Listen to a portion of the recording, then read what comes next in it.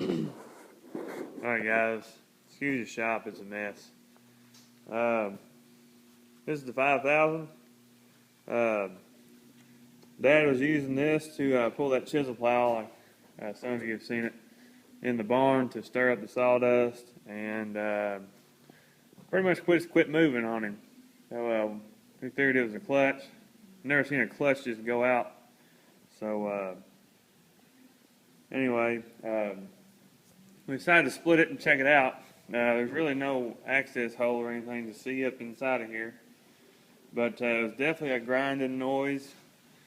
But anyway, we look back and we don't even know. It's been a long time since the clutch has been in it, or we replaced the clutch. So anyway, we strapped this front end down with some straps here. Right here and right there.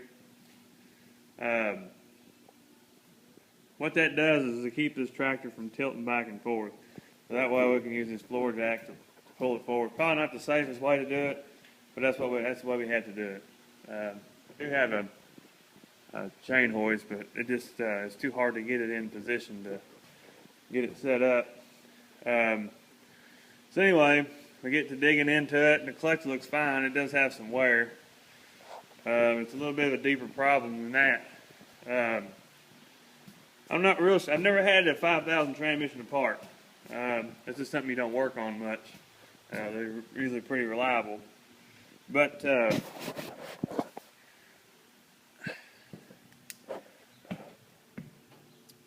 this shaft, and let's see if I can hold this. This blind shaft here goes inside the flywheel here. Well, that's actually the crank, I guess. And the clutch runs on this and the throwout bearing right here.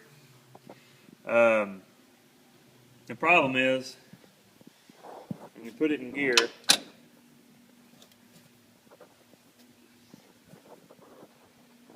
sorry, I'm trying to hold the light. I think it's in gear.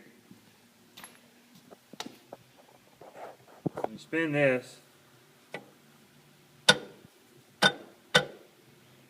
it shouldn't be slipping. You shouldn't be able to turn that when it's in gear.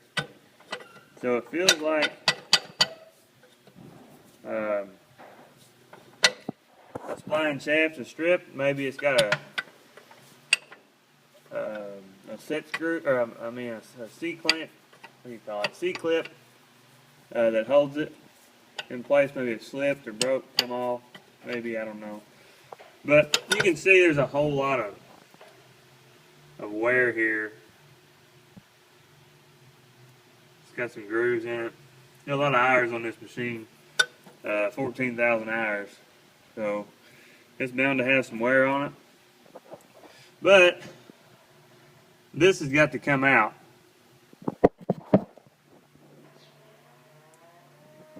And it's I don't think it's a one solid main shaft through. I think there's a shaft. It's outside there's a shaft outside of the other one. So whenever you put it in neutral here,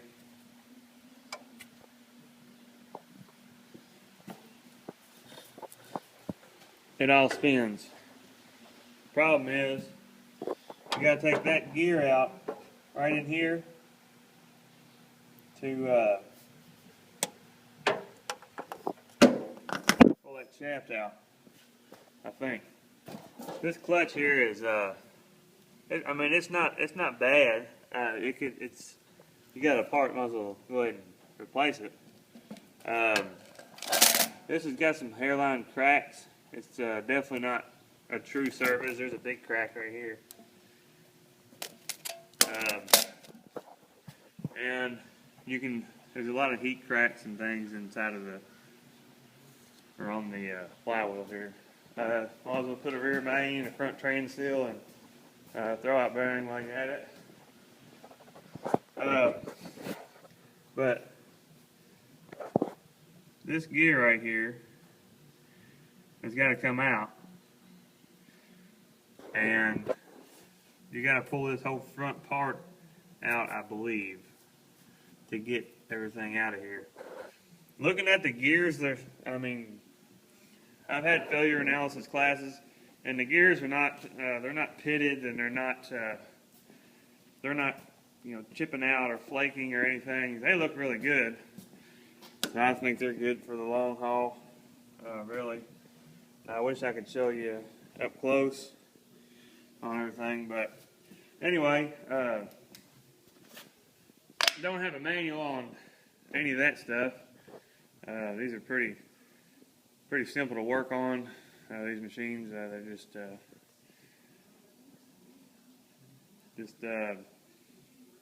get in there and start working on it. It's easy to split. But I think you got to take the whole. There's a big plate on the inside. I think you got to take the whole thing out to get it out. But there's a local shop. I actually used to work for them while I was in college. They worked on tractors and things, and they have a lot of manuals for these. And I'm gonna go ask them if I can pick through their books and get some pictures of some things so I can know exactly what I'm getting into before I start tearing it apart. And make sure you can still get parts. Sometimes it's hard to get parts for these things, so we'll see. I hope we can get parts. But anyway, a little update on the 5000. Thanks for watching.